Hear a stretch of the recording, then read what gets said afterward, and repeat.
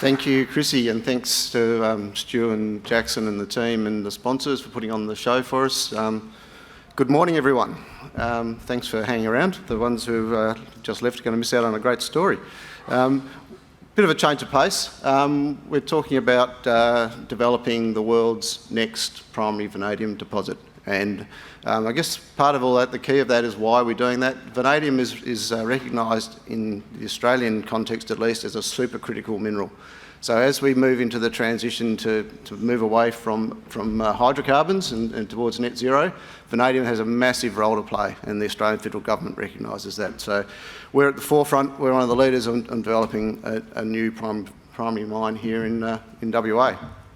This presentation's on the platform, so you can take your time to have a read of that and go through all the details.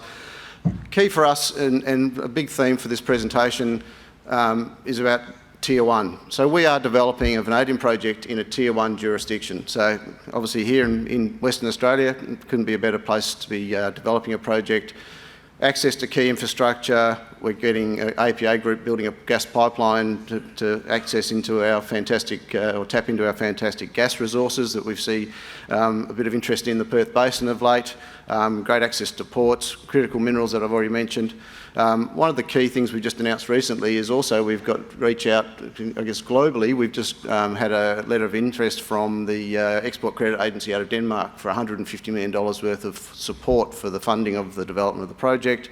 We've got a very strong focus on our downstream side, so not just digging it up and turning it into vanadium products, but then adding value to those products. And as I mentioned, it's all about this energy transition. So Tier 1 project, very large, high-grade resource base. New resource out in November of last year. One of the keys of that, and it's probably a little bit hard to read on that map, but we've now got 63 million tonnes measured and indicated resource. A big focus of the work we did last year was really boosting that measured component. So 63 million tonnes, as it says, that gives us over 25 years mine life. So this is a long life project that's going to be delivering probably in excess of 6% of the world's vanadium. So very significant asset. And also, you know, the EBITDA numbers there, you know, sort of 180, 200 million Aussie a year over 25 years in average annual EBITDA. So very, very attractive and delivering really high purity product, which, you know, vanadium is a battery metal and high purity is always key in that. So Tier 1 project, then what we've been doing is really building up Tier 1 partnerships. So that slide sort of sums it up. Tata Steel, MOU with them last year around a bridgehead into India. Focus on the steel market, but India is also a huge market for renewable energy and stationary storage. So fantastic bridgehead there. Ali System, our Japanese partner, again, very, very important player in the vanadium redox flow battery space. Great partnership there. EKF, I mentioned, the letter of interest for $150 million of support for us, which is linked to FL Schmidt, who are equipment suppliers. They'll be providing the main pyro, the main roasting section of the plant. They've been involved with us all the way through, so test work all the way through to design and now this implementation of the project. And as I mentioned, APA are going to be building a gas pipeline to get some of that fantastic natural gas out of the Perth Basin up to us at near Meekatharra there. There we go. What we're doing at the moment is we're in an implementation phase. So we did an integration study which brought two of our projects together last year, which resulted in that updated resource that we delivered. Now we're in the phase of moving through into implementation of that. We're in the midst of a commercial tendering process, bankable models, really just moving along through all the pathways to get to a point where we're ready to actually start construction. A couple of key things there around ESG and what we're doing in that space. Critical in getting a group like EKF, an export credit agency out of Denmark, involved in the project is really addressing around our ESG components, engagement with traditional owners, and then our moving through the environmental approvals pathway. And that flows through, you know, sustainability, and sustainability is always an interesting thing in mining projects, but it's really engaging with community, making sure that our environmental footprint is as low as it possibly can be, and through into our governance, and we're very strong on all those key factors and as we progress through into development. A bit more about vanadium itself. Historically, vanadium has been majority used in steel, the steel alloying agent. We know that by using more vanadium in steel, you can use less steel for that application. So that flows through to carbon emission reduction. So that's a really key part of the industry. That's why Tata are talking to us about getting vanadium into Indian steel to really try and reduce that footprint there. But also really interestingly is the vanadium redox flow battery. We listed this company back in 2016 on the back of vanadium redox flow batteries. It's fair to say probably in the last 12 months is really when they've had the real, I guess, the momentum is coming into that space, and it's all around long duration storage. Fantastic to make sure that the renewable energy that we're generating is far more efficient and effective in its use. So massive carbon savings credits going through into that space. Just quickly on, I guess it's a bit of a common theme for a couple of these critical minerals around the place. Where does it come from? So currently we're seeing almost 80% of vanadium is sourced from China or Russia. Now clearly for the Western world per se, that's not where you want to be sourcing your product from. So massive opportunity for jurisdictions like ourselves to really come into that space. You can see there that South Africa is the third biggest producer. So it's a very interesting commodity on that aspect. Australia has got the third largest economic reserves of vanadium and currently no production. We're set to change that, so we'll be coming along the line to bring that production in and then servicing into Europe and servicing North America, servicing our friends in Japan and Korea. The other real key thing there is that vast majority historically of production of vanadium has come as co-product. So big Chinese steel mills that are operating on low-grade magnetite ore bodies that have got a bit of vanadium in them, they've been the biggest supplier of vanadium as that byproduct. Now they can't react to supply or demand changes. They're really there to make steel, so they can't just turn up the steel mills to make more vanadium. So where the new production is going to come from is from primary producers. This chart just sort of shows, I guess, the last 12, 18 months of price action in vanadium. Vanadium's had a bit of a history of a bit of volatility, and over time it's had some pretty nasty lows. I think we're outside of that space now. I think the battery side is really going to put a big floor under the price. We see there sort of at the beginning of last year, when Mr. Putin decided to cross the border into Ukraine, there was a spike in vanadium price because concerns around that interruption to Russian supply. That sort of eased off as the Chinese lockdowns bit fairly hard on the whole demand side. But what we're seeing now is China's opening. There's a really big movement, particularly in Europe, that they don't want to be sourcing product out of Russia. And we're now seeing a vanadium price that's well over $10 a pound in Europe, and it's a very, very strong supportive price. I guess a bit of context around that.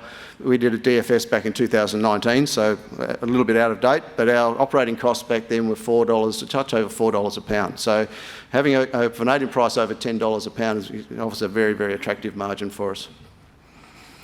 Now this is, again, where we see massive growth in our market coming through, consumption into batteries. Now, this is some work that CRU have just done for us, looking at the market and looking at projections out over the next 10, 20 years. But they see vanadium consumption in batteries being by far the biggest part of the market. And you can see there through to 2030, 2040, will be over 70% of the vanadium market will be consumed in these vanadium redox flow batteries. Yeah, that's a complete change of the dynamics of the vanadium market, and that's where we're really setting ourselves up to be positioned to take advantage of that. We've also seen, and some of the other presenters have talked about it, what's happening in the US, what's happening in the EU about support for critical minerals, support for long duration stationary storage. There's a lot of investment going into that space. We've superimposed there on the chart, just in the little red box there, what our annual production would be. So that new demand that's coming through is huge. We're going to be a significant producer, but we're going to need a lot more of us coming along the turnpike to really fill that space. Just a bit of a snapshot. So I guess vanadium redox flow batteries aren't well known of, albeit that they were originally, I guess, developed in the University of New South Wales in the mid-1980s. It's been a bit of a slow burn. As I say, the last sort of 12 months or so, it's been getting a lot more momentum, but going back a little earlier than that, you see that Sumitomo Electric put a battery in place into Japan in 2015, and there's a number of very large-scale batteries that have been deployed around the globe. globe. And right now, I guess the real focus is particularly into North America. China is putting the biggest batteries in place, but they've got their own domestic production, so they're sort of self-sufficient on that space. But in the US, they're very reliant on importing their vanadium for these batteries, and so it's a massive market opportunity. Now, the big difference between lithium batteries and vanadium batteries, I've got a chart in some of the other presentations, and we can talk about it at our booth later on, but where the difference is between why you're going to apply a vanadium battery rather than a lithium battery. But the nub of it is these are long duration storage. The sweet spot for these are anything from 4 hours to 12, 20 hours of storage, as opposed to a lithium battery, which might be in that 1 to 4 hours of storage space.